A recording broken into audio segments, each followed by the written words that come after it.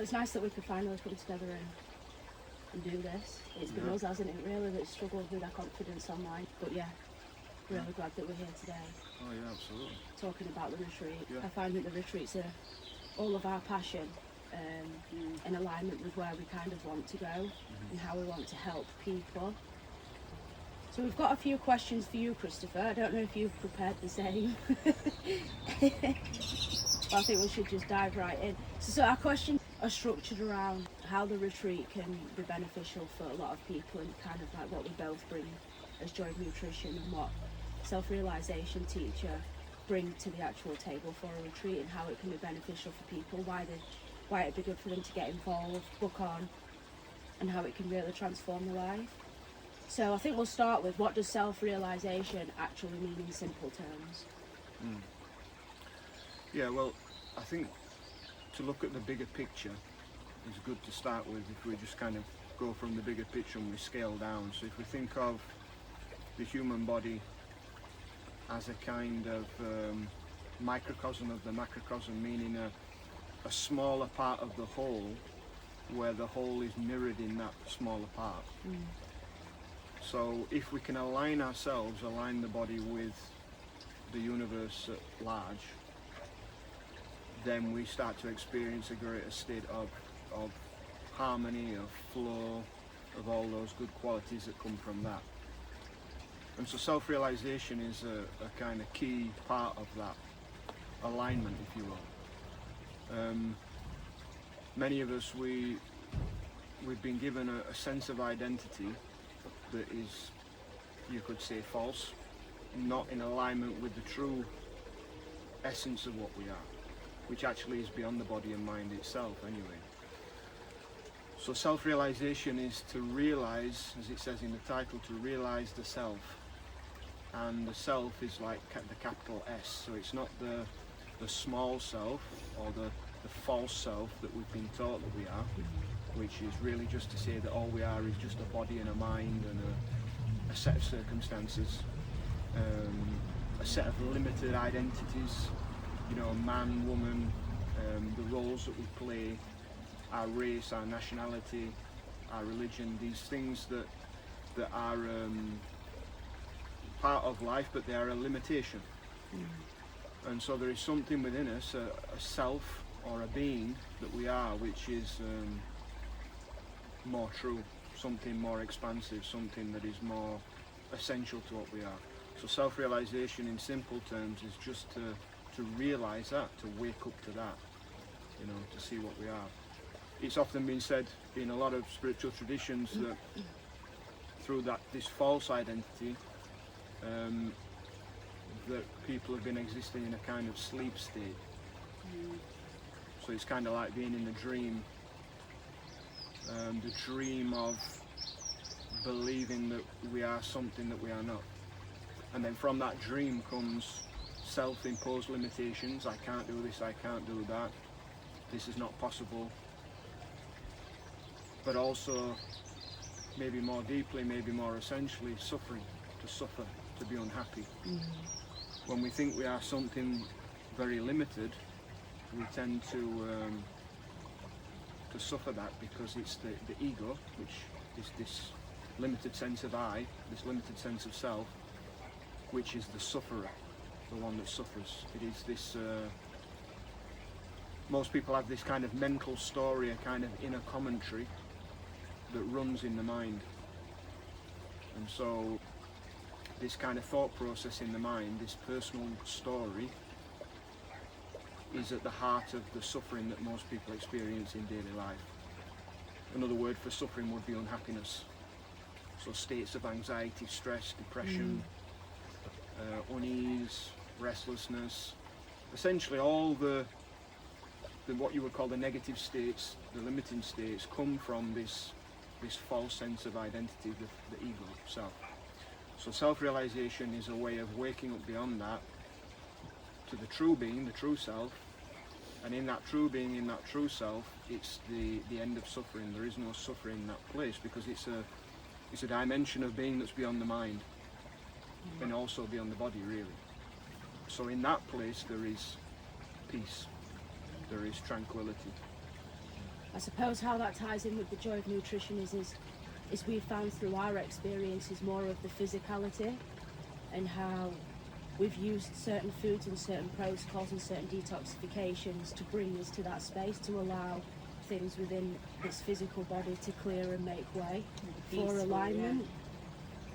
And we've definitely found peace and tranquility. I mean, it's taken us quite a journey. Personally, it's taken me, I'm still not quite there yet. I have found peace, but I wouldn't say that I am in the now as much as I'd like to be. And if I'm not in the now completely, then I've not found true full peace. Yeah. But I know that with with some of the thoughts that I get and habitual patterns that I've not been able to break, I'm definitely still away from where I want to be in that true space. But we found that clearing the body with natural foods definitely allows way for that type of self-inquiry, the peace, the quiet, to actually have thoughts to allow transformation. And as you know, the first two retreats that you invited us on to cater, we really went deep and kind of saw a massive shift in our own perception of how the two come together, and how self-realization and doing self-inquiry and certain other techniques and the guided meditations really fit together with the food. It allows the space for that transformational journey. It just opens up the body. Well, we found that because you're not digesting life, you're not digesting scrolling on your phone, digesting stressful situations at work, heavier foods, and because you just allow all that to pause, because you go back to simplicity, and then you go into a meditation session, your body becomes really receptive and open to change and just allowing new things in. Yes. Which, I mean, you've kind of explained it already, but the next question would have been, sort of why do so many people feel lost, anxious and disconnected today? And how can self-realization bring them to a more peaceful space where they're not as anxious and disconnected? Yeah. Well, essentially it comes back to, again, this bigger picture. So all the spiritual traditions, ancient spiritual traditions, all recognize that there are kind of certain, you could say, cosmic laws in place. Obviously a law means something that is kind of fixed, it's kind of permanent, it's a way that life functions, you could say, or the kind of structure of reality. And one of the key ones is of oneness. All is one and one is all, that as above so below, as within so without, everything is contained within everything else, which includes the human being as well. So when a human being starts to lose touch with that, they start to move out of alignment with, you could say, the universe or life itself, even we could say nature, and a person goes into an artificial experience which is in the head.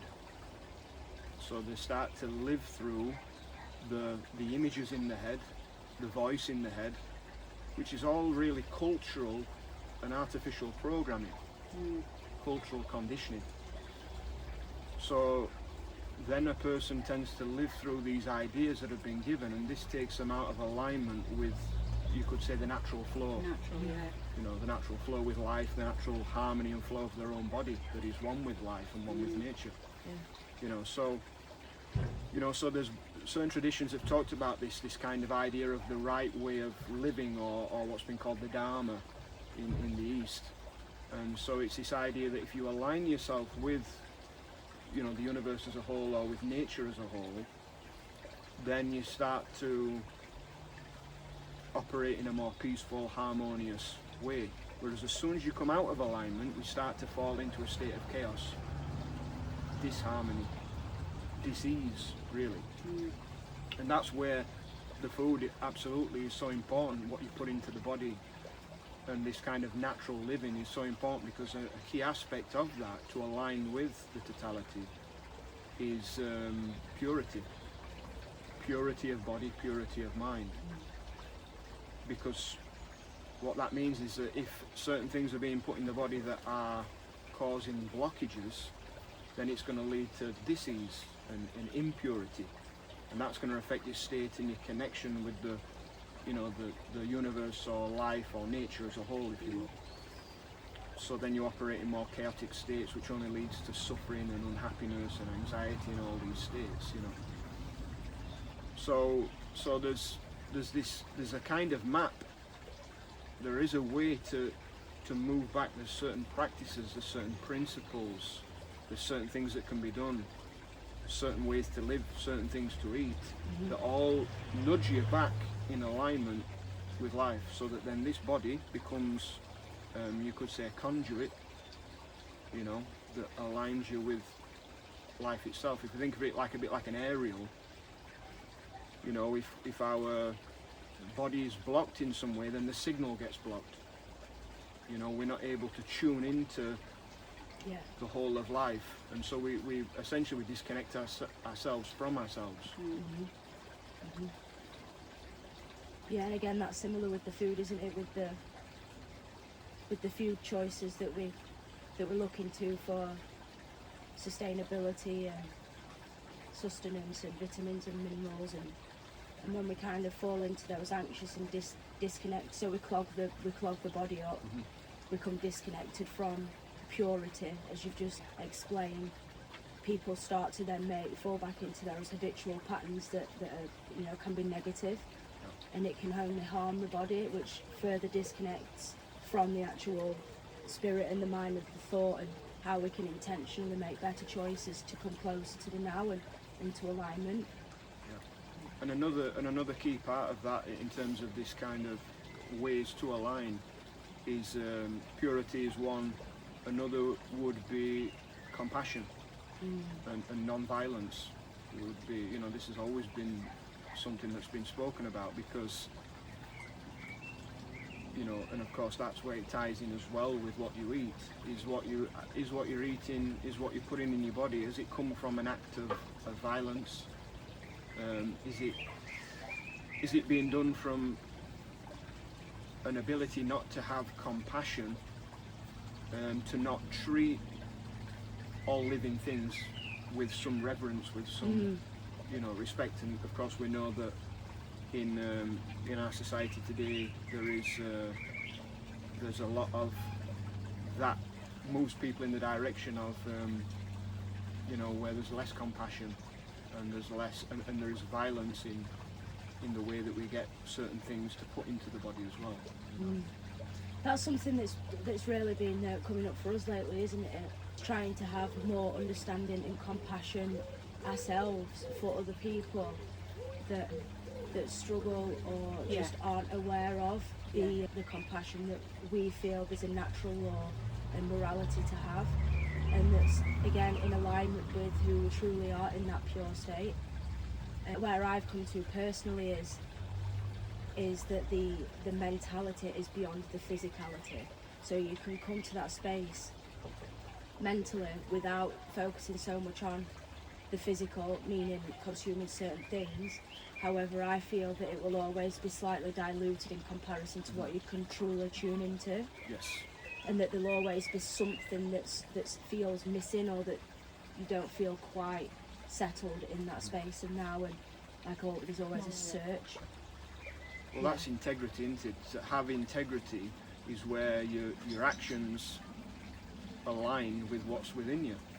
You know, so if we say that we are compassionate but we do something that is not compassionate, are we really embodying compassion in that moment?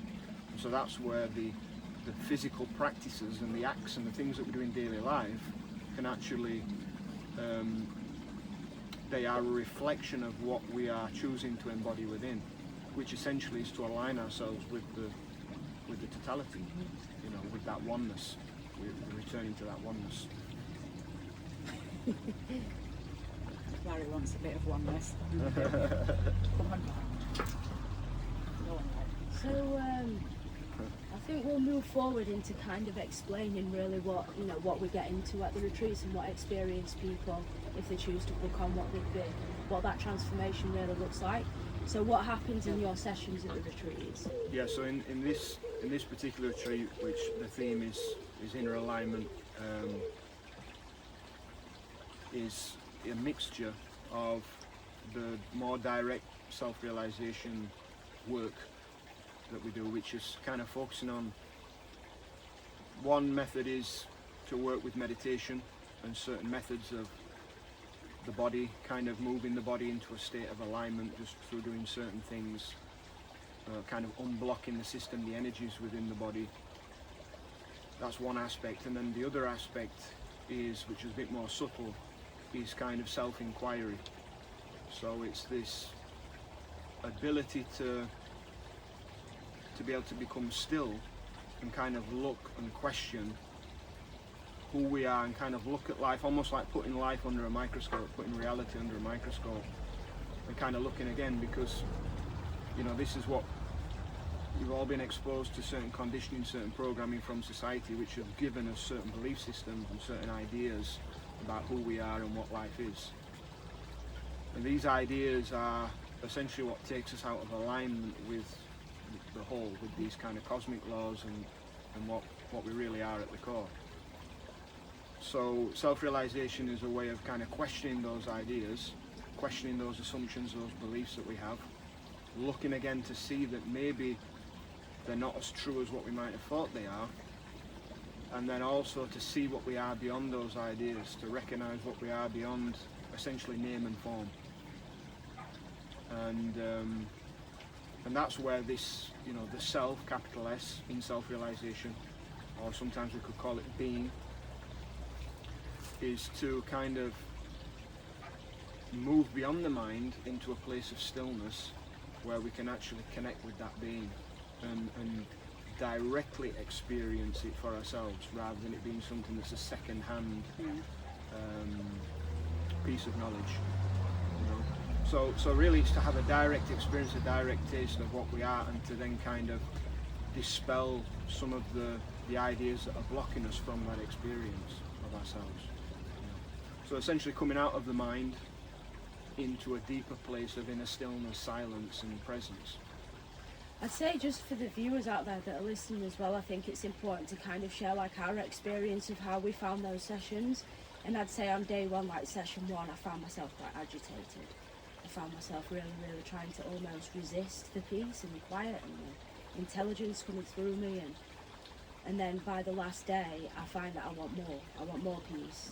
I can sit for longer, I can be quieter for longer, I can do all these things for longer durations of time. And when we came home from the retreat, I found myself almost craving that peace. So the contrast between day one to leaving on the And last day. that was only a 3-day weekend, one, yeah, really, that was a wasn't it? weekend. Yeah. Obviously we've done the week ones before, and then we go a lot deeper, we come more in alignment with the self-inquiry questions, and how we perceive reality seems to be a lot clearer. The body becomes less cloudiness, where you can truly just see something with common sense. And there's almost this natural intelligence that's beyond life and what's being filtered through us through programming and experience, and there's just this direct line to how we should truly feel, and the peace and the stillness.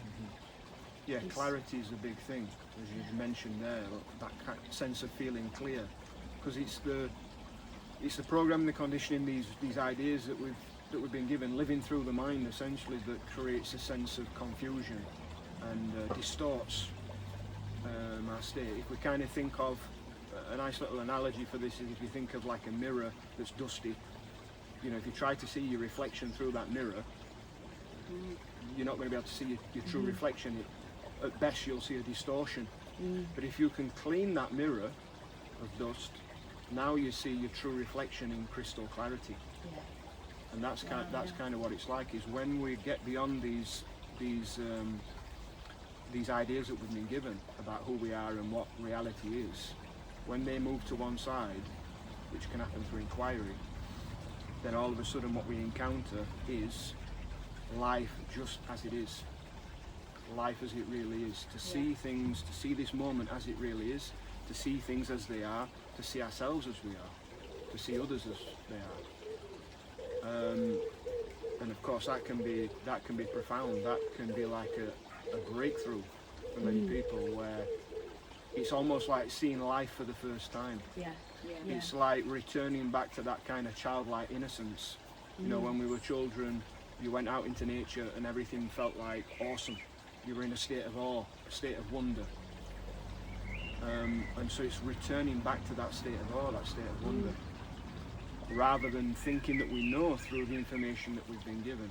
We've been given essentially in society like a software, you know, if you think of it like a software program, right? We've been given a software program to view life through, and what then happens is we don't see things then as they truly are. We only see things as our mind tells us that it is. So once the mind is out of the way, once there's a cessation, a stopping of mind, stillness, now we can see things clearly. And that's what's been called like the truth.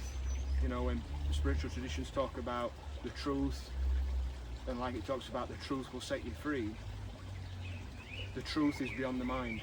Reality is beyond thought, beyond mind. So once you go beyond the mind, you see the truth of how things really are.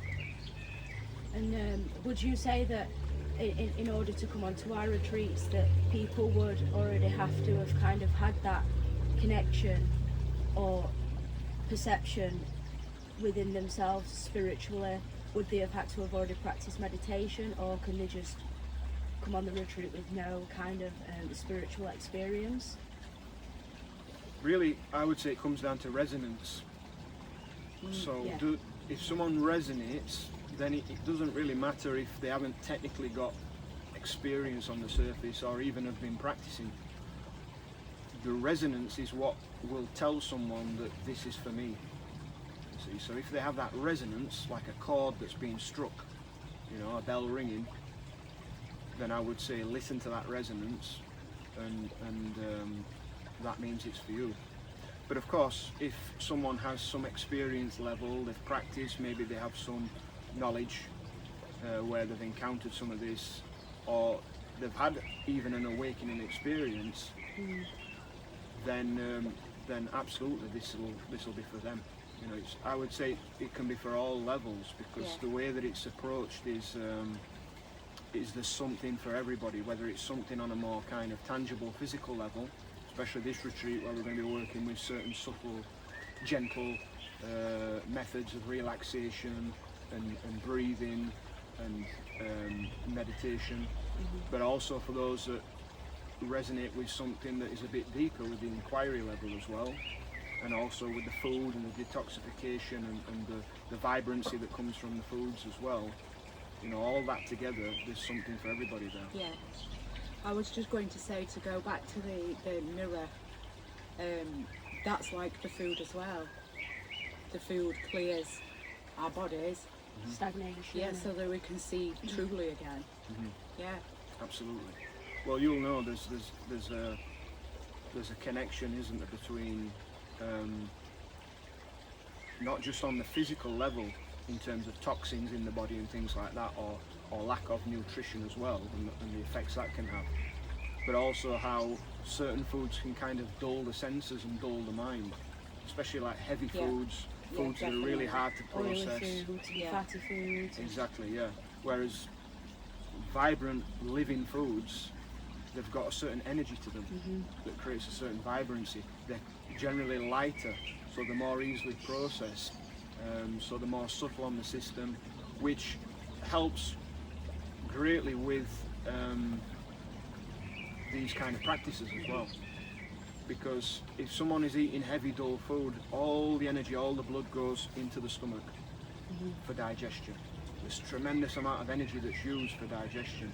But if you can free that energy up, then all of a sudden you have all that energy for the rest of the body, and for, you could say, the higher energy centers within the body, so that you can be more perceptive, more clear when you're engaging in these practices as well. Something that I found interesting on the February retreat, the natural return to natural living retreat, was the more I closed off the senses, the more I could hear my stomach grumble and other participants. And I think, you know, when we're in sessions, people can almost, it's like when you're in school and you're doing your test and your stomach could grumble a bit, and there's almost this insecurity about it. And people try and press, people become more open the more days that would go on, but the stomach grumbling would also get less. But what I noticed was, the more we shut senses off, the more the body can really concentrate on digestion. So when we go into meditation, all that piece within your sessions, we're closing off, we try and make it really quiet. So we're kind of closing off that sense. There's not really any nasty smells or anything too fragrance. So we're closing off that sense. We close our eyes, we stop eating. So we're really reducing the amount that we're inputting into the body. So when we look at digestion, it's not just food. That's really what I took away from that last retreat. It really hit me deep, is that everything that we see, every experience that we have, the smells, the sounds, just everything that we experience is digestion. Yeah. And then it can affect our emotions of how we actually receive that.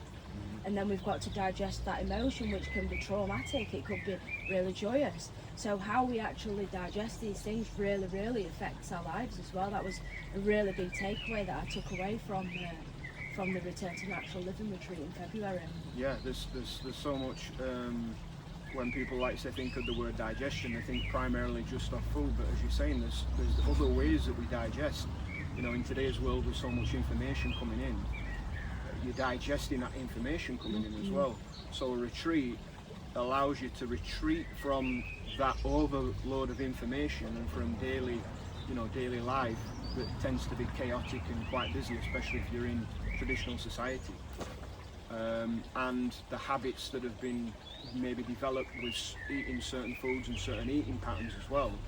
And it allows you to kind of retreat from that and become more receptive and open to a different way of digesting things.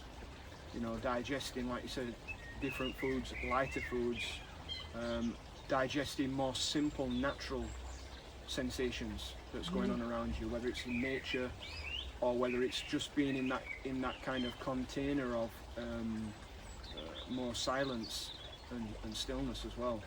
So a retreat can allow you to become much more receptive, where you kind of heighten your perception and heighten that sense of receptivity as well. And is there any particular experiences that you can share of how this has transformed somebody's life and how these types of practices have helped people reconnect with themselves? Well, one that comes straight away is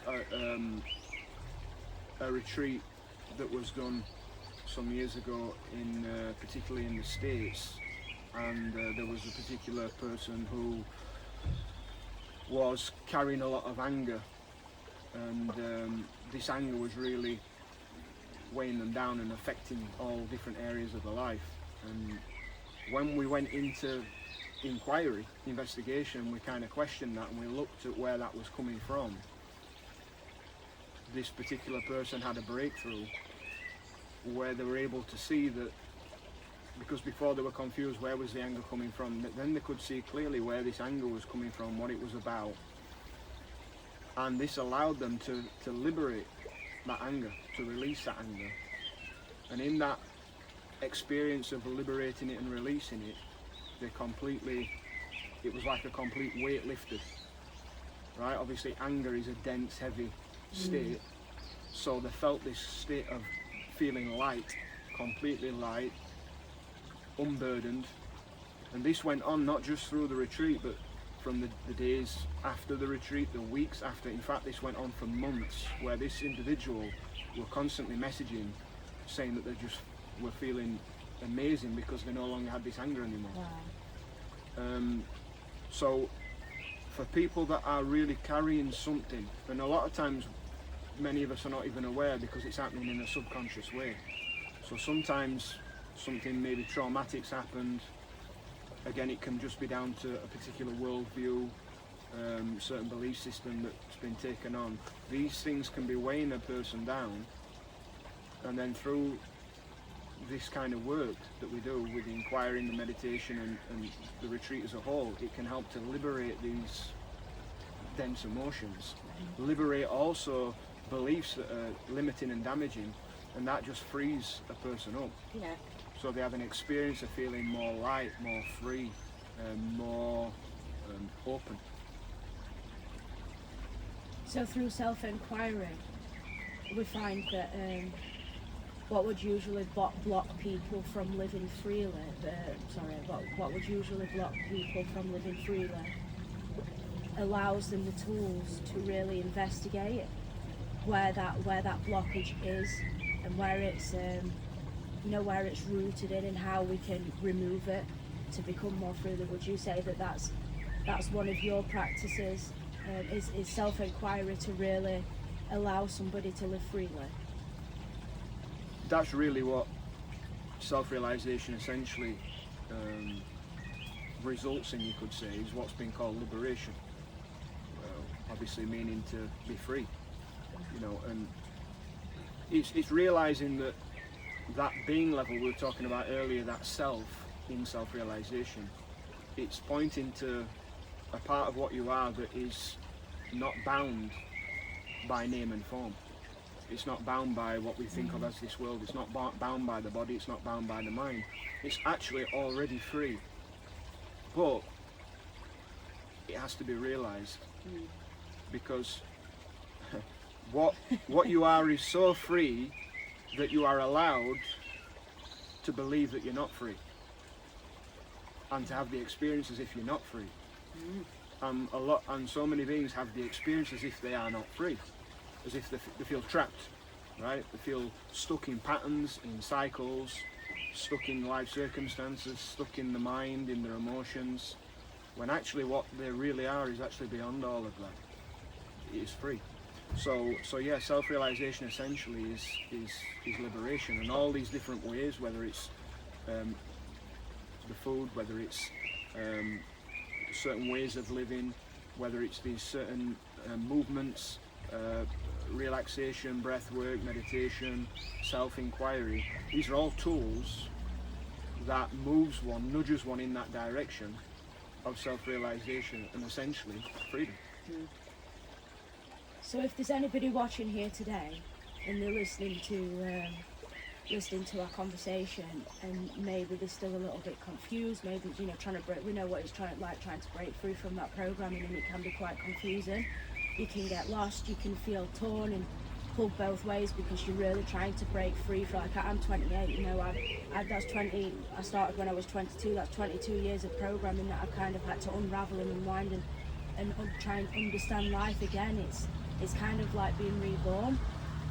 So if there's anybody that's watching and they feel stuck right now, kind of in that crossroad, is there anything any type of self-inquiry question that you could put out there for them to start reflecting and having that recognition? That's a great question. Yeah, absolutely. I would say this is one of the most key questions that anybody can ask, and it's, what do you really want more than anything? If you could only choose one thing, right? If we say to if we ask the question, for most people, if you ask the question, what is it that you want? They might say, well, there's lots of things that I want, right? People have lots of desires for many things. But if you could only choose one thing, what would that be? That really starts to narrow it down, yeah. And it starts to prioritize the true desire that someone has. And I would suggest that if someone really asks that question, the true desire that they really have is not so much about things, but it's more about what's within. Yeah. It's more about how they feel, their state. It's more about that. So when someone really asks that question, sometimes what people will say, what I really want more than anything is to be happy. It's just to be happy. But we've been taught in society that happiness is dependent on circumstances. So you seek happiness outside and you will get happiness outside. But actually, when we look in our experience, you never get permanent happiness outside. It's only ever temporary and fleeting. Yeah. So this question points us back to realize that the true happiness that we're looking for is actually not out there, it's somewhere deeper within us. And so if you ask that question, it can really narrow things down. And then again, if there's a resonance for this kind of thing, then you might feel like, okay, this is the direction I'm gonna move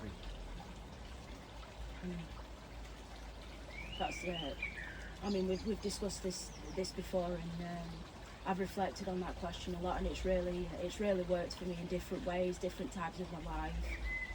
different experiences and emotions that I can be going through. Really, it seems to question different things and different almost desires, but I feel like I'm beyond desire now. That a few years ago I kind of worked through that myself, but it really gets me deeper and deeper and closer to who I am and closer to alignment.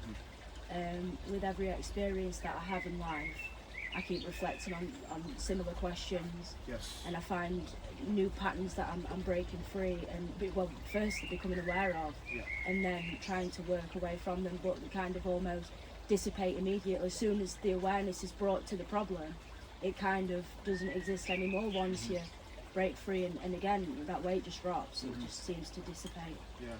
If you think of the word question, like the word question has the word quest in it. You know, so like questions are powerful because when someone really has a question and they have a longing to have an answer to the question, they're essentially, it's like being on a quest, which is another word for path. Yeah. You know, so the quality of our questions determines the quality of what we find. And you know, society in many ways has given us what I would say are false answers to things, so that we don't have the questions. So many people never ask these deeper questions because they already have certain answers that were given to them by society in some way, whether it's through education or through different traditions and such and culture. So that's what it means to be a seeker or to be an aspirant. It's to come to this place where we recognise that actually maybe I don't really know what I think that I know, what I've been taught that I know, and I'm actually open to discovering something new. You know, I'm open to discovering how to get, so to speak, what it is that I really want more than anything. And we've so as a team we've come together and we've secured a property in the Lake District. It's a beautiful property. We've been to visit it, and we've stayed there before actually ourselves a good few years ago. And you know, something that we're really looking forward to is we're creating a recipe book at the moment to kind of create more diverse menu at the retreat, and we're also incorporating worldly foods. So like we've got Asian, American, all different types. So it's kind of like bringing Italian night. Yeah, that looks like a really good night actually, that one. Just creating and showing and demonstrating how, you know, coming to this space of acceptance, awareness, self-recognition, it doesn't have to be difficult. It does have its challenges, of course. It has got obstacle after obstacle, but you can make it easy, you can make it more enjoyable, you can make it more whole with living foods. And we want to show that and demonstrate that you can have all these types of foods and diversify your menu at home or when you're out with your friends in social environments. We want to show that it's completely possible to live a whole life with living food. So that's something that we're looking forward to. And we've got 3 kitchens, haven't we? Want to enjoy. And we've found a wonderful property with hot and cold exposure. It's got a sauna and a big ice bath. It's got the separate yoga space for you to do your sessions in. You're going to be incorporating some yoga, aren't you? Some yoga techniques and practices.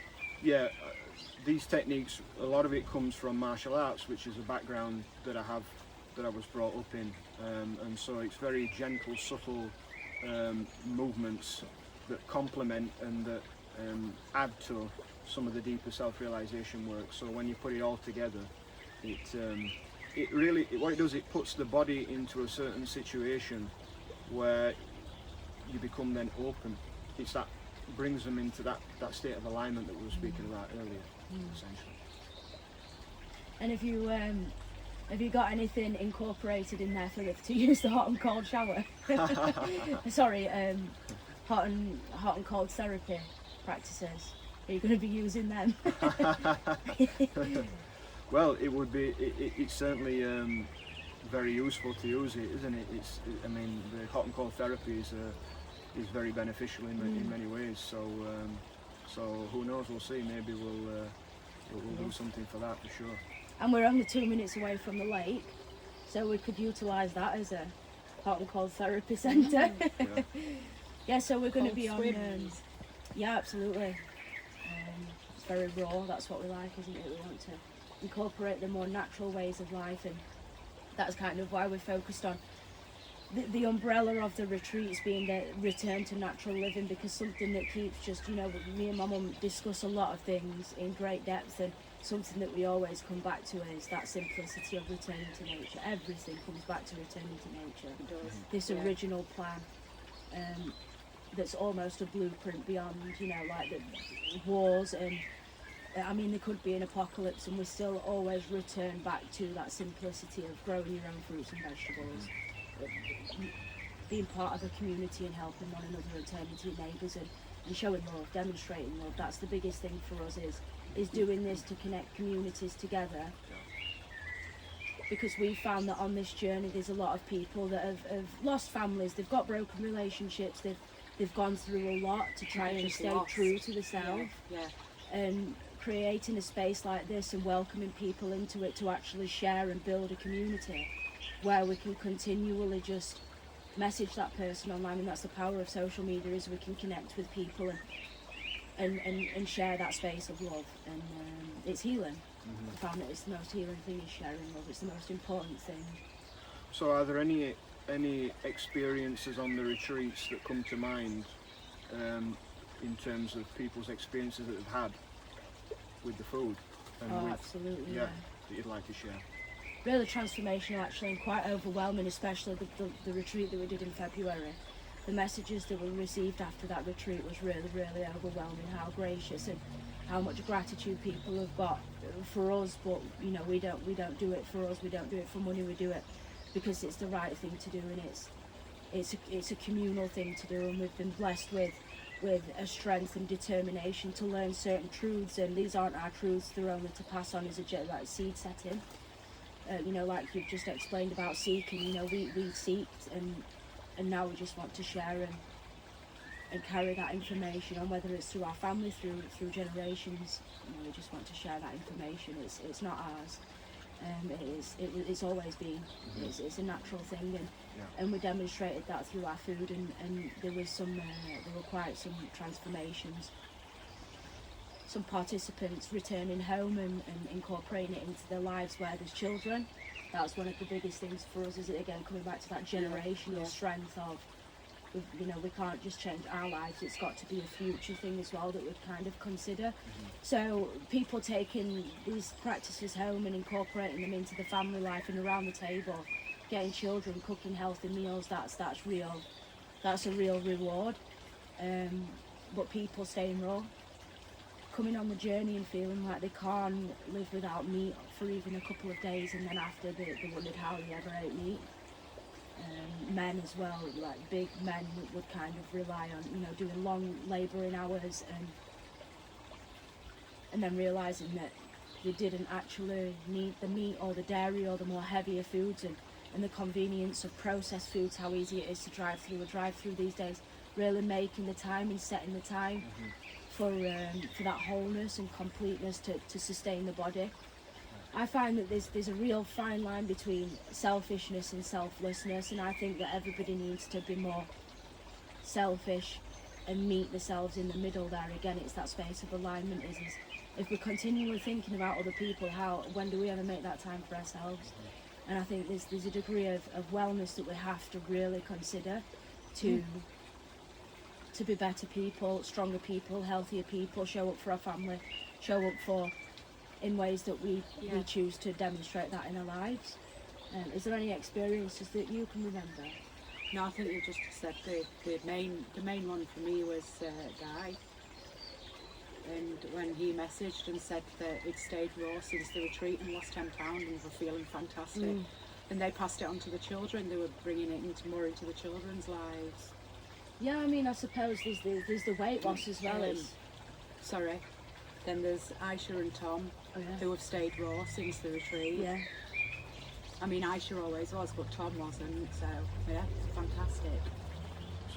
So like the psychology of the food, like all it takes is just a few days away from life and reality, and that dilution of experience, just remove yourself from that for a handful of days, and you can really just find who you truly were beyond all of that chaos. Yeah. through the food and through the self-inquiry. And I think a lot of the time what we find in life is people blame. You want to push blame. That person, little old me. One of the things actually I found when we first met, it was absolutely hilarious when we came round and did some meditation. And you was sat there and you was in a session explaining to us about how blame can actually really distort your connection with who you are as a person. And you really emphasised on how people think, like little old me, everything's happened to me. And I think that's one of the biggest things for myself anyway, is I weren't a big blamer, but taking accountability is a really, really big thing. And I think when you can actually accept that you was wrong, that weight really, really drops. Yeah. You really, really kind of like just step back and you're like, who am I to really think that people were doing all of that to me? Like, I'm really not that actually important. I'm tripping myself up. This is actually all me. I'm getting in my own way. And I'm blaming other people, and they don't deserve that. I don't deserve it, so let's just maybe, take accountability. And I found that doing the self-inquiry practices really, really helped me realise that I was wrong a lot in my life, and I think that takes a lot to actually accept, is how wrong you can actually be. And to expand on that as well, it's like a big discovery that someone can have is, as you say, to take. So like I say, often what happens is sometimes you can fall into a pattern of blaming the outside circumstances or other people. Then you go from that and you blame yourself. But I would say don't blame them, don't blame yourself either, because the way that someone has been operating generally before awakening is through the ego, which has been conditioned. So you can't be responsible for something you've been unconscious of. Only when you become conscious of it, now can you be responsible for it. Which, of course, being responsible means the ability to respond, but we can't respond if we are unconscious, if we're in the ego. The ego just reacts, it doesn't respond. Whereas the being level is able to respond. So there's something beautiful as someone starts to inquire deeper into that and this idea of blame, they will start to see that not only is the outside not to blame, but also you're not to blame, because you were just operating through an unconscious program. Very true. So that is that's very liberating in itself. Yeah. There's no one to blame, not the outside, but now you can take responsibility, as you say, like accountability. But we can only do that as we become conscious, as we go beyond the ego level. And we hope to facilitate that space this September at the Return to Natural Living Retreat Inner Alignment, where we really you're going to take people on a 5-day experience where they really try and break through those walls, and we're going to try and accommodate that with the food, kind of focusing on the physicality and the mentality of it, and really bringing that experience together for people to really see and experience and witness that transformation within themselves and see other people go through it as well. Because another thing that we found on the retreats is a lot of the people was on the one in February are, still in touch, connected, doing things together, meeting up, so finding again that alignment through like-minded people, and just creating that space for people to truly see what living is actually like.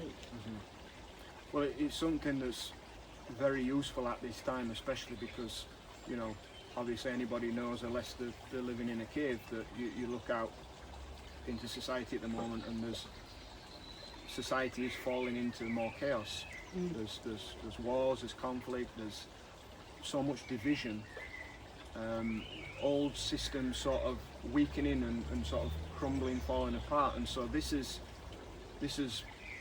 going to naturally bring a lot of people back into a state of chaos. And so it's a great opportunity. Whenever these times happen throughout history, when there's chaotic times, there's always a re-emergence of a way to come back into order, come back into harmony. Yes. And again, many of the ancient spiritual traditions have laid out a kind of a path of alignment. what some call the righteous path or the Dharma. You know, there is a way to live. There's things that can be done to realign ourselves with the flow of life again, and to return back to a state of order and harmony out of that chaos. And so, especially at this time with the things that are happening, I certainly see that this retreat is for that particular purpose. It's not about escaping reality. It's about returning to who you are as yourself, and then using that experience to integrate back into your home life and what your reality kind of is. That's it. Yeah, a retreat is not an escape. A retreat is a time to recuperate, a time to re-evaluate, a time to realign, so that, as you say, you can then go back into the world and still be in that state of flow, still be in that state of harmony and order, even in the midst of chaos. Yeah. You know, it's like, I sometimes use the analogy of, you know, it's like being in the eye of a storm. You know, the chaos can be going on around you like a storm, but when you come back to what you are, it's like you're in the eye of the storm. You're in that calm, that centre, that calm in the storm. And so, like you say, it's not an escape from what's happening. It's the ability to now flow more peacefully with what is happening and actually become more useful as well. Yeah. It's definitely something that I'm looking forward to sharing with both of you and the participants that are already booked on, and you know, we look forward to welcoming other guests on the retreat as well, and future retreats. We're definitely not slowing down. We only want to move faster with this, to bring more people together and connect people to who the true essence is as a person. Yeah. Anybody that does this work, you know, absolutely. You know, I have great respect for anybody that moves on this kind of path. Well, it's been wonderful getting together anyway, because it's definitely been long overdue. And I think it's definitely something that we should be looking to do more frequently. Yeah. Well, we hope that people have enjoyed this video, and the Return to Natural Living Retreat in Alignment is this September. If you just follow the links below to our websites where you can book on or find out more information. Thank you for joining us today.